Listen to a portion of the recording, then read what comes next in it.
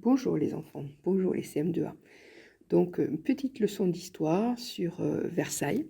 On avait commencé à en parler avant le confinement. Donc, je vais continuer et finir sur Louis XIV.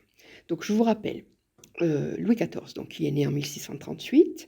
C'est le fils donc de Louis XIII et il va commencer à régner donc à la mort de son père à l'âge de 5 ans, en 1643. Son père, c'était Louis XIII. Voilà. Le cardinal Mazarin, le Premier ministre de l'époque, va l'aider, va faire son apprentissage de futur roi. Et il ne faut pas oublier non plus, on en avait parlé, de cet épisode de la Fronde, où pendant cette période, de nombreuses révoltes de nobles vont avoir lieu. Et Louis XIV, d'ailleurs, un jour, je vous l'avais raconté, avait été obligé de quitter en catastrophe en pleine nuit le Louvre pour aller se réfugier au château de Saint-Germain. Donc en 1660, il se marie avec la fille du roi d'Espagne, Marie-Thérèse. Il aura de nombreux enfants avec elle, mais il aura aussi, parce qu'il n'aimait pas mal de maîtresses, dont l'une euh, qui s'appelle Madame de Maintenon, qu'il épousera d'ailleurs en 1683. Voilà. Donc en 1661, il décide donc de gouverner seul son royaume, une fois que Mazarin est mort. Et donc, c'est le roi qui incarne la monarchie absolue, c'est-à-dire qu'il décide de gouverner tout seul, mais il saura quand même s'entourer de grands ministres. Voilà. Louis XIV meurt en 1715, donc c'est le roi de France qui a régné le plus longtemps. Donc ça, c'était la leçon précédente. Maintenant, on va parler de Versailles. Alors, pourquoi Versailles? Ah, ça, c'est une question que souvent on se pose. Il y a deux réponses à ça. Alors, tout d'abord, Versailles, le lieu. Au départ, c'est dans la campagne, évidemment. Vous avez un petit village de rien du tout, quelques maisons, une église, et puis, pas très loin, un château, petit château, dans lequel le père de Louis XIV, donc Louis XIII, allait dormir de temps en temps quand il chassait dans les forêts environnantes. Ce lieu est pas très très grand, mais surtout tout autour, il y a plein de marécages. C'est un endroit qui est infesté de moustiques, enfin c'est assez désagréable comme lieu. Mais Louis XIV a son idée en tête.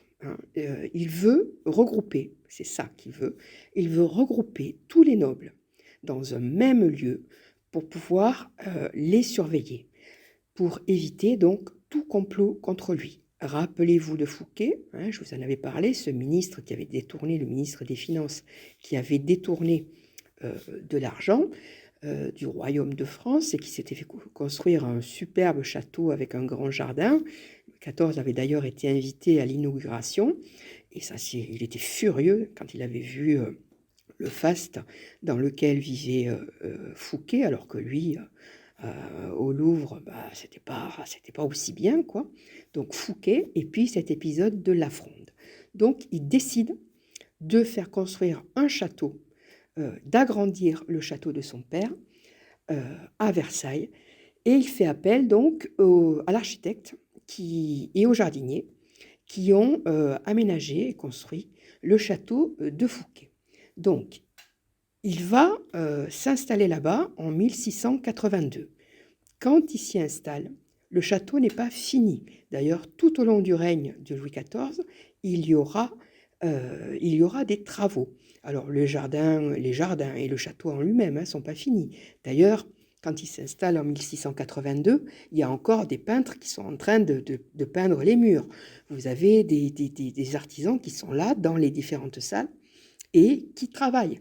Donc Louis XIV passe au milieu de tout ça, en faisant semblant évidemment de rien voir, en faisant semblant de ne pas sentir les odeurs de peinture, par exemple. Donc lui, il passe impassible, mais et les courtisans qui sont derrière, les nobles qui le suivent, ils sont obligés de faire pareil. Donc en gros, personne ne râle, puisque le roi s'en accommode, je dois m'en accommoder, tout noble que je sois. Voilà. Donc, dans ce château, dans le château de Versailles, il y a plus de 2000, il y a plus de, combien? presque 2000 pièces, hein, dans ce château. Alors il y a des pièces avec des cheminées, d'autres qui sont sans cheminée, mais à peu près 2000 pièces. Il y a à peu près aussi 7000 domestiques, hein, des serviteurs qui vivent là, ainsi qu'à peu près 8000 soldats, certains qui sont affectés à la garde rapprochée du roi, et d'autres qui sont là pour surveiller un petit peu tout ça. Donc il y a énormément de monde qui vit à Versailles. Donc Louis XIV, quand il s'installe là-bas, il invite les nobles à venir. Bien évidemment, on ne refuse pas une invitation du roi, hein, on y va.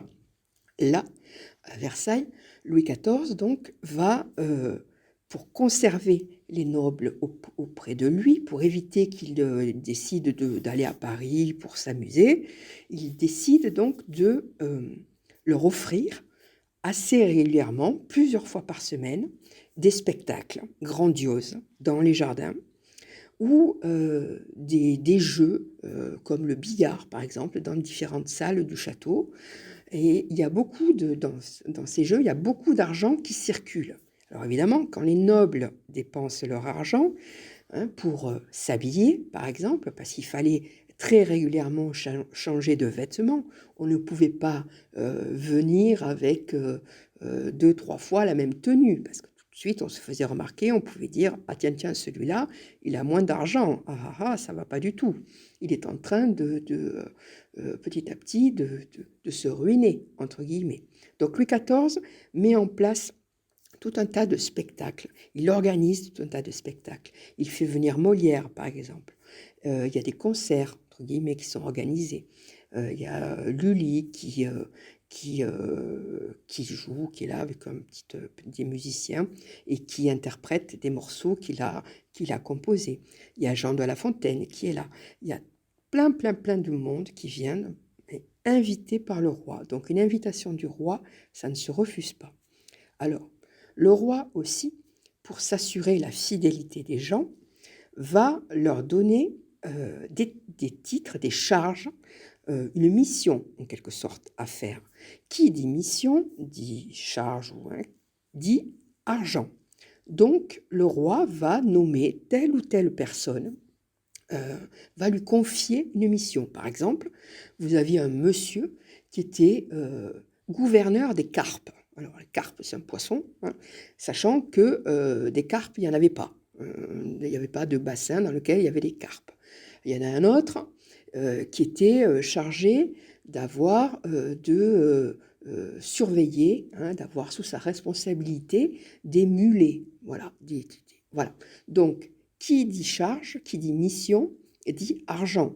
Donc, ces personnes-là, pour avoir de l'argent, elles étaient bien contentes d'accepter, hein, la mission, entre guillemets, que leur avait donnée le roi. Donc le roi cherche à se les fidéliser.